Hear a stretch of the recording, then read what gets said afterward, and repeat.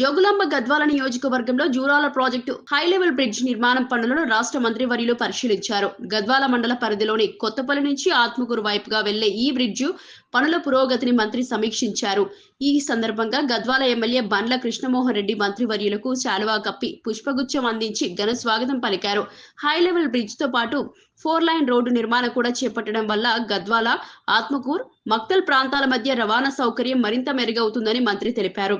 సంబంధిత అధికారులు, కాంట్రాక్టర్లతో మాట్లాడిన ఆయన పనులను వేగవంతం చేసి ప్రజలకు త్వరగా అందుబాటులోకి తీసుకురావాలని సూచించారు. ఈ బ్రిడ్జి నిర్మాణానికి 121 కోట్ల రూపాయల నిధులు మంజూరు చేయడం జరిగిందని చెప్పారు.